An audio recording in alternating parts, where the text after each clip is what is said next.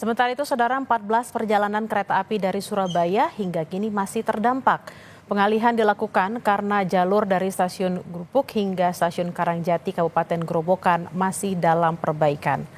Perjalanan dialihkan dan menggunakan rute memutar dari stasiun Gambiran menuju ke Gundih hingga Brumbung. Sedangkan rute Surabaya-Gubeng mengarah ke Solo dan Brumbung. Pengalihan jalur kereta api ini membuat waktu tempuh perjalanan lebih lama 90 menit hingga 2 jam. Kita bergabung dengan jurnalis Kompas TV, Kika Madona di Surabaya, Jawa Timur. Selamat siang, Kika. 14 perjalanan kereta terdampak rel ambles di Grobogan. Apakah ada penumpukan penumpang di sana?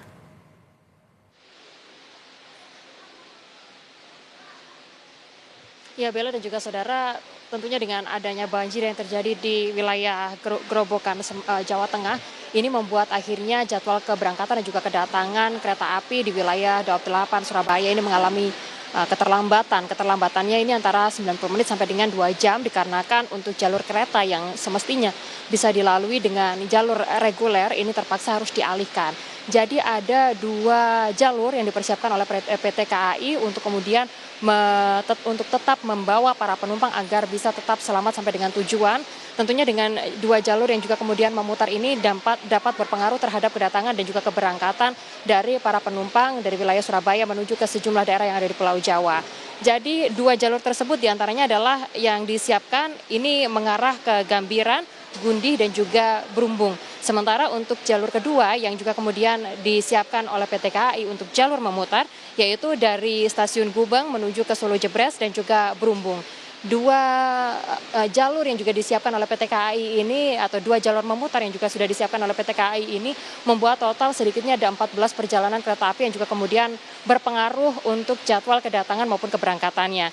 Di antaranya adalah untuk jalur yang via memutar dari jalur Gambringan dan juga Gundih menuju ke Brumbung, ini ada relasi dari Jember menuju ke stasiun Gambir, lalu juga kereta api Sembrani dari Surabaya Pasar Turi menuju ke stasiun Gambir Jakarta, lalu juga kemudian Argo Bromo Anggrek dari Surabaya Pasar Turi menuju ke Gambir, lalu juga untuk Blambangan Ekspres relasi Ketapang menuju ke Pasar Senen, ini juga kemudian harus memutar.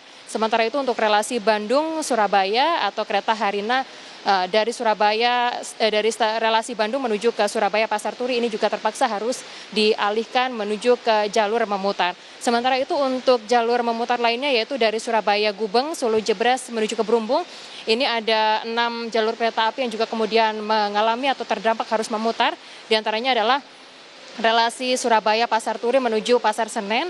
Sementara itu untuk relasi Surabaya Pasar Turi menuju Pasar Senen dengan menggunakan kereta Dharma Wangsa ini juga kemudian harus memutar, dan juga relasi Pasar Senen menuju ke Malang yaitu kereta Jayabaya serta kereta relasi Gambir Surabaya Pasar Turi dari kereta Sembrani, Argo Bromo Anggrek relasi Gambir Surabaya Pasar Turi, dan yang terakhir ini adalah kereta api Gumarang relasi Pasar Senen menuju ke Surabaya Pasar Turi. Ini adalah kereta-kereta yang juga kemudian terpaksa harus mengalihkan atau memilih jalur memutar dikarenakan adanya banjir yang terjadi di Kabupaten Grobogan, Jawa Tengah.